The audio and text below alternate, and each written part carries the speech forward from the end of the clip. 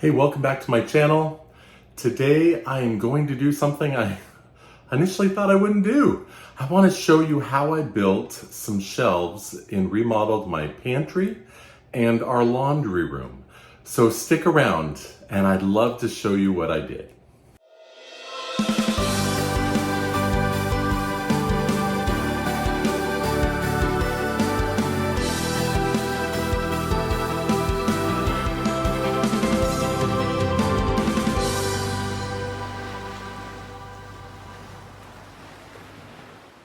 All right, so let's just start right up front. I am not a carpenter. I am not an expert. I was raised by a single mom who had visions of making her home better. And I learned at a very young age, working with my grandfather, to be adventurous and try new things. I've watched DIY shows and YouTube channels and home flipping. And I know what not to do because, I don't want to ruin my house. But I also know that things with a little bit of thought and a little bit of study aren't as hard as one might think. And so I've just been adventurous to try new things.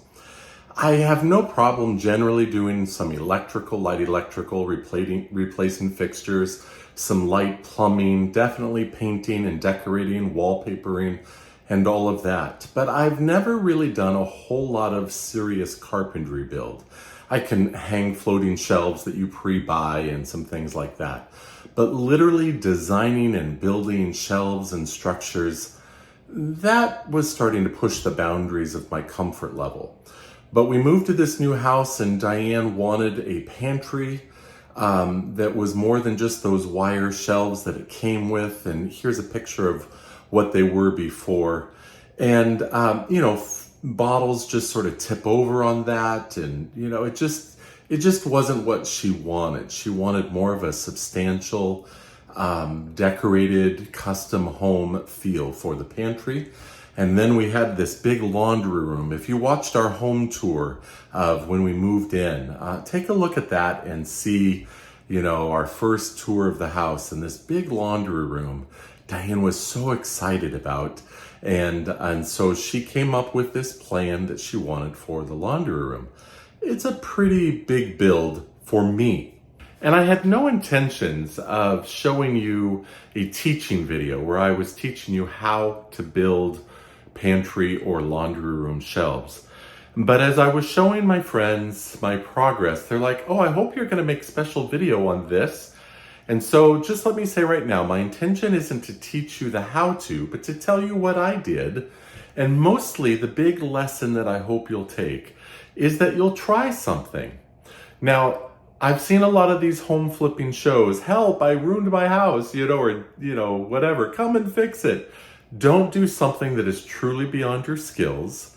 And the first lesson to learn from any of those shows is don't rip anything apart until you have a plan and you know what you're doing.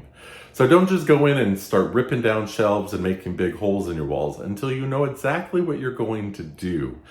All right? But be adventurous, give things a try, and feel the satisfaction that comes from doing a job well done. That's certainly what I feel. Okay, done talking. Let's move on and show you the work.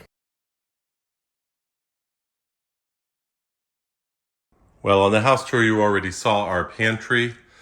It's a fairly deep space, enough to walk in, and a blank wall here, and the metal wire racks, the ClosetMaid system. We are not a fan of the ClosetMaid. In fact, we already had a Tabasco jar bottle and another sort of balsamic vinegar bottle that fell between these grates or tilted and then fell forward onto the floor, broke the tops and scattered stuff all over Diane. I know you can get the plastic sheets for these, but again, we're just not a fan, not enough of them, enough shelves for in here. And certainly this whole wall down here is wasted. So I'm gonna start working on this and transforming it. All right, I do want to show you one little DIY tip though. These ClosetMaid brackets, if you are removing them, I found out the hard way in the laundry room. I had a shelf over the washer and dryer that I took off. and I just pulled it off the wall.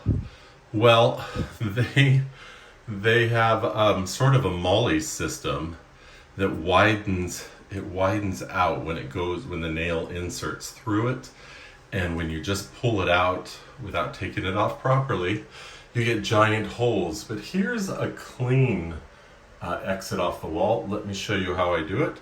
I got this, I don't even know what it's called. See if it's got a name.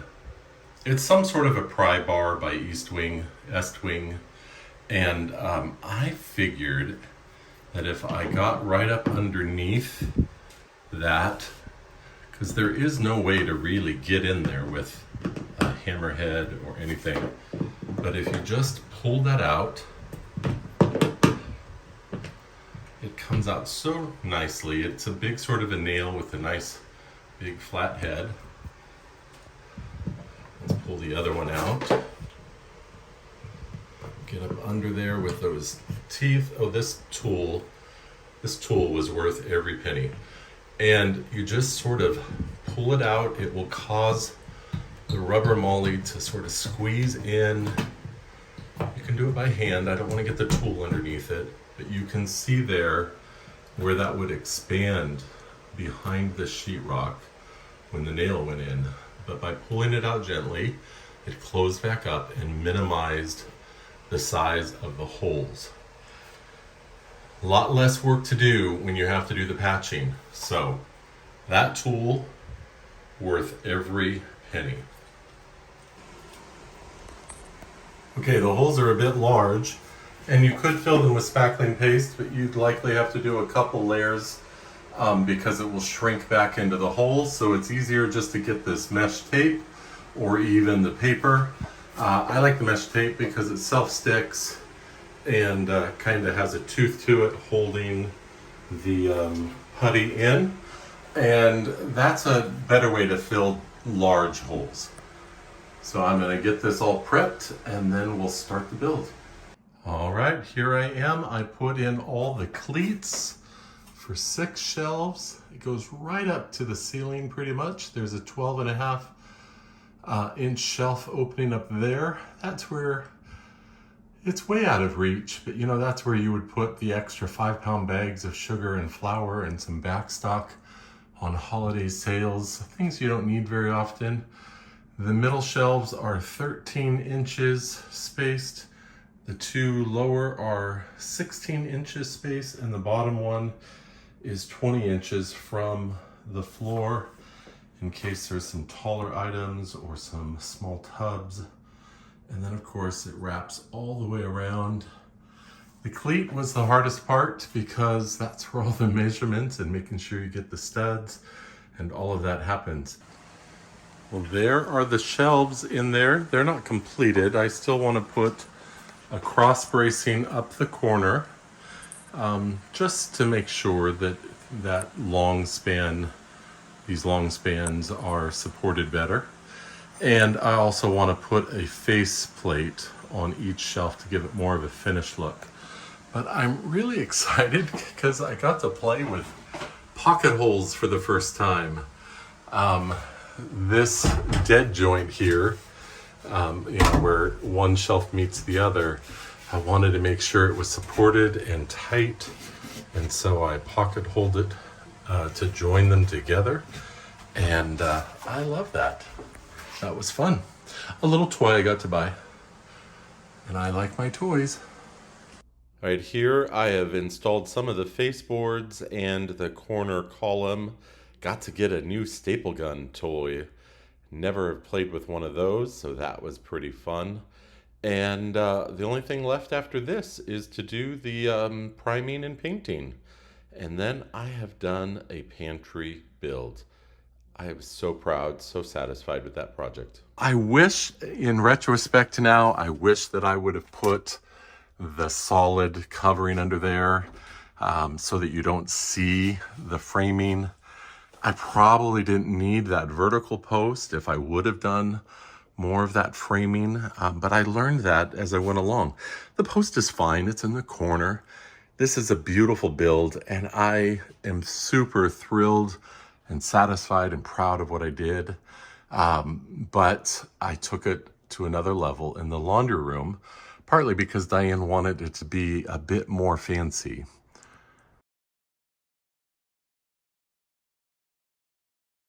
All right, here is the base unit.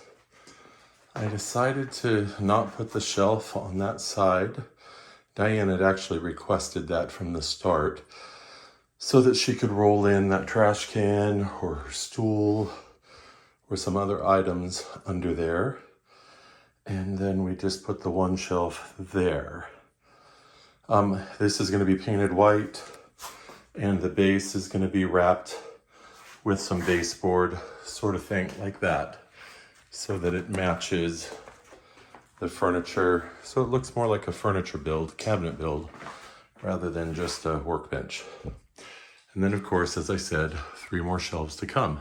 Here is what I'm doing to the shelf. I'm putting that cap piece on, and I'm sheathing a small thin layer of plywood on the bottom of the shelf. You can see the difference because they're up so high. When you look, it's a lot for a laundry room, and yet we're kind of dressing this up. So it's a bit of a fancy sort of presentation rather than just some task shelves. I think it looks really good, and it's going to be a lot easier to paint that than that. So washing machine's going, sorry about that. But such a better look and ease of painting. Okay, for just a moment, let's pause here on this picture of that shelf that's still exposed and tell you a little bit about why I did it and how I did it. I built that 1x2 frame outside of the room so that those cross rails could be embedded in this shelf, holding the center up. It's a 75-inch span, and I don't want the shelves to sag. And I also wanted those rails not to be toe-nailed in from the front side, but literally on the back side of the rail that's along the wall, there's a screw coming in towards inside the middle of the rail, holding that on there. And then when I installed that onto the wall, I put on the faceboard, drilling that on, creating essentially this floating shelf, but it is mounted directly onto studs in the wall. And then I laid the shelf board on top, and I laid or applied the bottom skin coat so that it's all enclosed and that framing is hidden. But that then keeps the shelf from sagging. I additionally put a piece of 1x3 faceplate on the front of that shelf as well. So the rail under the shelf, and then the sheathing, the 1x3 faceplate across the front of the shelf, going in opposite direction of the wood, you know, will keep it from sagging. And that's really, really important, particularly for this length of shelf. Okay, here it is, all done, except for the paint.